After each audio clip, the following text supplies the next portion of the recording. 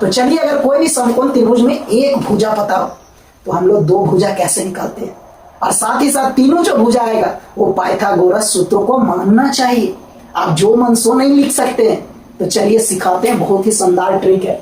अगर समकोण त्रिभुज में जो भुजा पता हो, अगर वो विषम संख्या में हो, विषम संख्या में जो भुजा पता हो अगर वो विषम संख्या में हो, तो दोनों भुजा का मान कैसे निकालते हैं देखिए, गौर से देखिए, एकदम समझने का कोशिश कीजिए। क्या करेंगे, जो भुजा पता है उसको वर्ग करेंगे, जो भुजा पता है उसको क्या करेंगे, वर्ग करेंगे, और वर्ग करने के बाद जो आएगा उसको 2 से भागा देना है।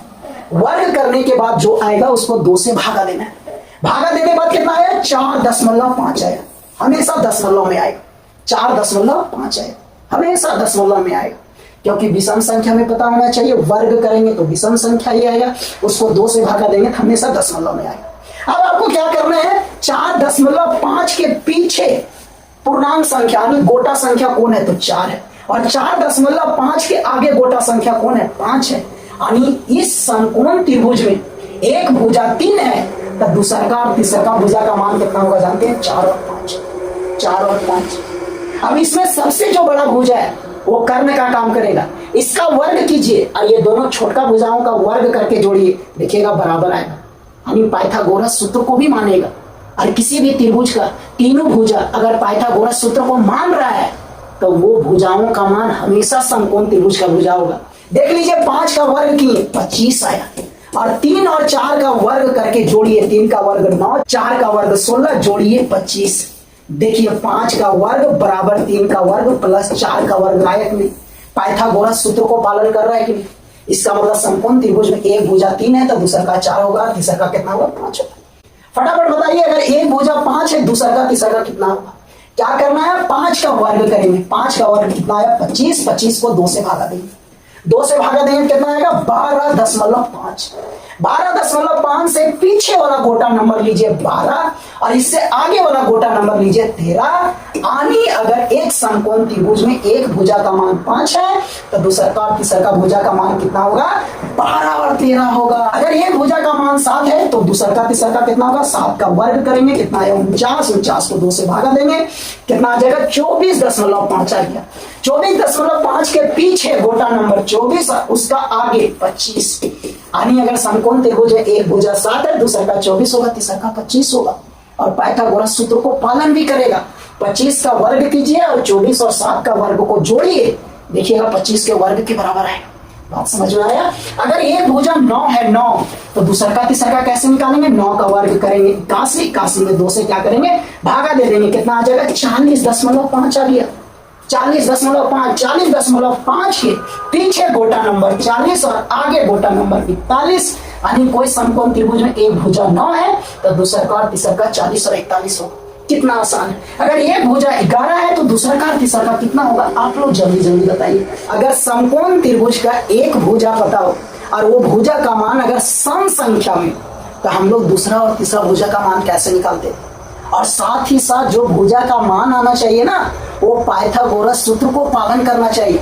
पाइथागोरस सूत्र क्या कहता है कि समकोण त्रिभुज में जो सबसे बड़ा भुजा होता है, यानी जो कर्ण का काम करता है, उसका वर्ग दोनों छोटा छोटा भुजा यानी लंब का वर्ग और आधार के वर्ग के जोड़ के बराबर होता है। तो जो मन सो नहीं लिखना है। तो अगर कोई भी समकोण त्रिभुज में एक भुजा पता हो और वो भुजा अगर सम संख्या में हो तो दूसरा का तीसरा का भुजा हम लोग कैसे निकालते हैं, एकदम 1 सेकेंड में गौर से देखिएगा, समझने का कोशिश कीजिएगा। अगर एक भुजा सम संख्या में हो और मान लीजिए वो 4 है, तो क्या करना मेरे साथियों, 4 का वर्ग करें। 4 का वर्ग कितना आएगा, 16, और 16 में 4 से भागा देना है, जो भी आएगा उसमें 4 से भागा देना है। 16 में 4 से भागा दिए कितना आएगा, 4। अब क्या करना मेरे साथियों, 4 से एक छोटा संख्या लेना है और 4 से एक बड़ा संख्या लेना है। यानी अगर एक भुजा 4 है तो दूसरा का 3 होगा और तीसरा का 5 होगा मेरे साथियों। यानी कोई भी समकोण त्रिभुज में एक भुजा 4 है तो दूसरा का 3 और तीसरा का 5 होगा। अब इसमें जो सबसे बड़ा भुजा है वो कर्ण का काम करेगा, और अगर बड़का भुजा कर्ण का काम कर रहा है तो ये पाइथागोरस सूत्र को पालन भी करना चाहिए। देखिए पालन कर रहा है कि नहीं। बड़का का वर्ग किए आया 25 और दोनों छोटा का वर्ग करके जोड़िए, कितना आया 9 + 16, ये भी कितना आया 25। अब बताइए बड़का का वर्ग दोनों छोटा के वर्ग के बराबर आया कि नहीं।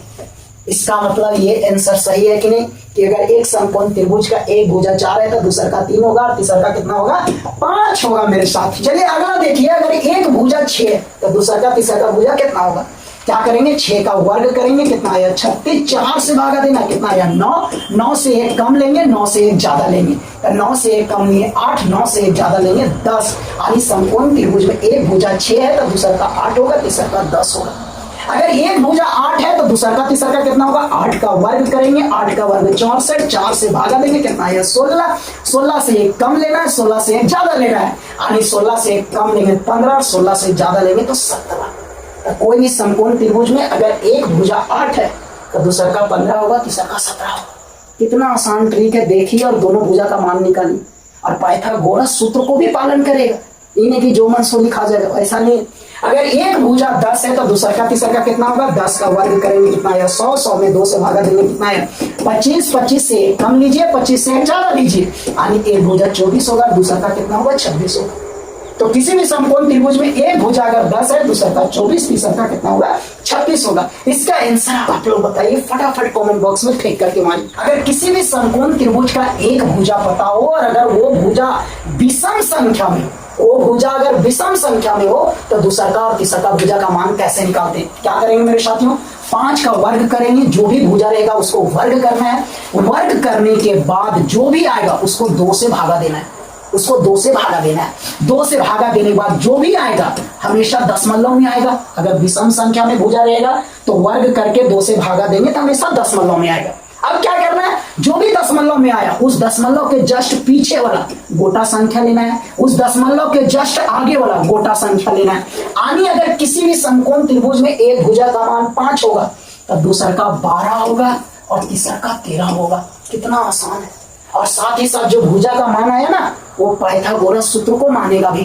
पाइथागोरस सूत्र क्या कहता है कि किसी भी समकोण त्रिभुज में जो बड़का भुजा होता है उसका वर्ग कीजिए और दोनों छोटका भुजा का वर्ग करके जोड़िए, हमेशा दोनों तरफ का मान बराबर होगा। यही ना कहता है पाइथागोरस सूत्र। तो देखिएगा 13 का वर्ग 169 होता है, 12 का वर्ग 144 प्लस 5 का वर्ग 25, तो 144 प्लस 25 करेंगे 169 होगा कि नहीं, 13 के वर्ग के बराबर होगा कि नहीं। तो कितना आसान है, अगर कोई भी समकोण त्रिभुज में एक भुजा 5 है, दूसरा का 12 होगा, तीसरा का 13 होगा। अब आइए अगर एक भुजा 7 रहेगा तो दूसरा का तीसरा का कितना होगा, चलिए फटाफट निकालते हैं। क्या करना मेरे साथियों, 7 का वर्ग करना है, इसको 2 से क्या करेंगे भागा देंगे, कितना आएगा 24.5। अब क्या करना है, 24.5 के जस्ट पीछे वाला गोटा संख्या लेना है और जस्ट उसका आगे वाला गोटा संख्या लेना है। यानी किसी भी समकोण त्रिभुज में एक भुजा 7 होगा, दूसरा का 24 होगा, तीसरा का 25 होगा। अगर समकोण त्रिभुज में एक भुजा का मान अगर सम में रहेगा, सम में, अभी विषम वाला बताएं, अगर भुजा का मान सम में रहेगा, सम में, तो कैसे निकालेंगे दूसरा का तीसरा का भुजा, उसको भी वर्ग करेंगे, वर्ग करने के बाद 4 से भागा देना है। अगर भुजा सम में रहेगा तो 4 से भागा देना है और अगर विषम में रहेगा तो 2 से भागा देना है। 4 से भागा देने के बाद देखिए कितना है 16 है। अब आपको क्या करना है, 16 से छोटा वाला लेना है, जस्ट 16 के आगे वाला बड़का लेना है, जस्ट 16 के पीछे वाला छोटा संख्या लेना है और 16 के जस्ट आगे वाला बड़का संख्या लेना है। अगर किसी भी समकोण त्रिभुज में एक भुजा 8 होगा तब दूसरा का कितना होगा 15 और तीसरा का कितना होगा मेरे साथियों 17। कितना आसान है। अगर सम संख्या में भुजा रहेगा 4 से भागा देना है, जो भी आएगा उससे छोटका लेना, उससे आगे वाला बड़का लेना। और अगर विषम संख्या में रहेगा 2 से भागा देंगे, जो भी आएगा दशमलव में जस्ट उससे छोटका लेना है, जस्ट उससे बड़का लेना है। कितना आसान। अगर भुजा का मान 10 रहेगा मेरे साथियों तो 10 का वर्ग किए कितना है 100, 100 को 4 से भागा देंगे, कितना आएगा 25, 25 से छोटका लीजिए, 25 से बड़का लीजिए, यानी दूसरा का भुजा का मान 24 होगा, तीसरा का भुजा मान 26 होगा। कितना शानदार ट्रिक है। अगर 11 रहेगा तो दूसरा का तीसरा का भुजा मान कितना होगा, अगर 12 रहेगा तो दूसरा का तीसरा का भुजा मान कितना होगा, जल्दी जल्दी कमेंट बॉक्स में फेंक करके मानिए। अगर आपको अच्छा लगा तो वीडियो को लाइक कीजिए, कमेंट कीजिए, दोस्तों भी जरूर से जरूर शेयर कीजिए। Bye bye.